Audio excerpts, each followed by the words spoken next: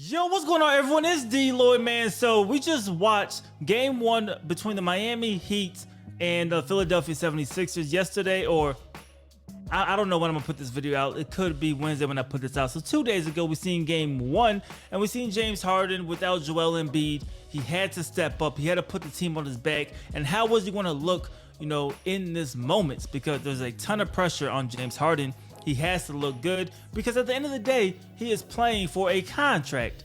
Well, spoiler alert, he did not look that good. He looked okay. I mean, he doesn't look terrible. He just looks okay. He definitely looks like he has, lost a step. Now, whether it's from the hamstring stuff, him feeling, not 100% comfortable in Philly for whatever reason, or we even heard the conspiracy that he's trying to get Mike D'Antoni to become the next head coach, so he's purposely not playing that great. I don't really believe that, but that's something that's floating around there, right? Whatever the reason is, he hasn't looked that good. I mean, to be just frank, he has not looked that good. So the question is, because technically, yes, he is playing for a contract. Now, when a team like Philly trades away a young franchise piece in Ben Simmons, which that's his own separate issue, but you trade away Ben Simmons to get a guy like James Harden, you make that trade fully intending on re-signing him and probably long term. Now, he is eligible for that 5-year max deal around that $250 million mark, which is crazy. But do you want to do that if you're James Harden? Not if you're James Harden, if you're the 76ers. If you're James Harden, you're taking as many years and as much money as possible. But if you're Philly, do you want to do that? I'm going to say no. And I'm going to explain why James Harden does not deserve it, but why he will get it at the end of the day. James Harden, an aging player. We have seen this time and time again in the NBA, whether it's injury related, whether it's just aging, or whether it's just the team kind of going in a separate direction. You have to get that big time superstar, so you give him the max deal, and everybody now wants max money, so you have to give him that deal. You give him that deal for a season, maybe two, it's okay. Then you start to get diminishing returns. Like, maybe he's causing more harm to the roster than good because so much of the cap space is, tied up to one player. And then eventually that player is not that same player. And when he's not that same player, then what do? You have an aging player that is severely overpaid, that's hard to move off of. And you kind of see that really the last few seasons, but especially this season, really with Russell Westbrook. It's not so much that he is just a bad player. Like, Russell Westbrook, even this season, even with the struggles, has played better than a lot of other point guards in the NBA. However, those other point guards are not making $47 million. When you're making that type of money, you're not expecting average. You're not expecting, $15 million, $10 million production. You are expecting that player to be an elite NBA player. And that is where things get interesting. John Wall got paid a lot of money, and now you look at him, one of the worst contracts in the NBA.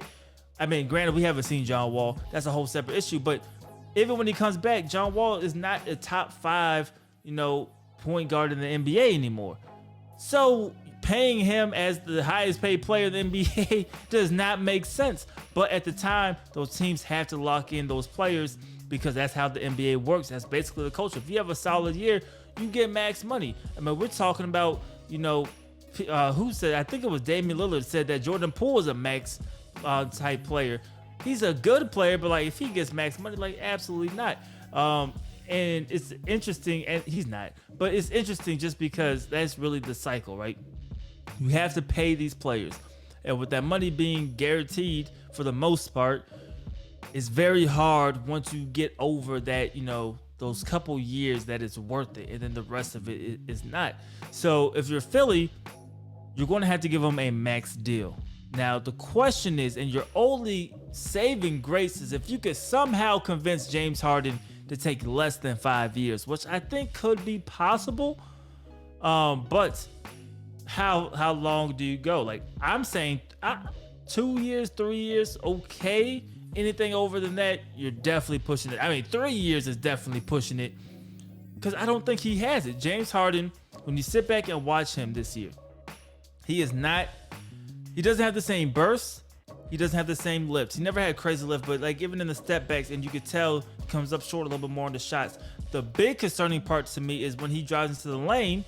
Obviously, the NBA is kind of switching up how they call the fouls, right? So he doesn't get to the line as much, but he was still a great finisher at the rim. He had a really good floater, and at the basket, he could finish. The floater is not falling like it used to. And if you take a look at the percentages, it backs that up. He is not hitting the floater at the same rate that he did in previous seasons. Even at the basket, he used to finish above 50%, I believe, at the basket. He is not doing that this season. So either James Harden will have to figure out, how to adapt, to just getting older, right? We've seen this time and time again from a lot of athletes, not just basketball, right? Age gets to them, and then either you adapt and switch up your game, or you just start getting worse and worse because you can't do what you used to do when you were 28, 29, even 30 years old. So you sign James Harden, you give him a 5-year deal. At the age of 37, this man's gonna be making over $60 million. You can't tell me in any scenario, even if James Harden goes back to being James Harden for a year or two, you can't tell me at 37 he's gonna be the best player in the NBA. He's not going to be a top 10 player in the NBA. He might be a fringe all-star at that point, and that's mainly probably because of his name. So James Harden potentially getting max money is going to happen. It should not happen, but it will. The question now is, if you're Philly, how many years? Does he get the full 5, or does he get something shorter? Does he get 3 and a player option, 4 and a team option? Something like that maybe could be the wave. But if he gets the full 5-year max deal, that's going to be terrible, because when it's all said and done, he's not going to be the same player. And Philly is either going to be stuck, they're going to be cash strapped, so they're not going to get any depth on the rest of the team, and you're probably going to have to either wave and stretch, or you're going to have to just trade assets to get rid of James Harden. So I don't see it ending well either way. Of course, James Harden, get your money, but that's the cycle we see in the NBA, man, and it's not going to end up well for the Philadelphia 76ers, man. But you guys, let me know you guys' thoughts and opinions in the comment section below. Should James Harden, in your opinion, get the max deal? If you're the 76ers, what does that look like? The full 5, anything shorter? Or are you even not willing to give him max money, period? Let me know you guys' thoughts and opinions in the comment section below. It's DLloyd. I'm see y'all next time. Peace.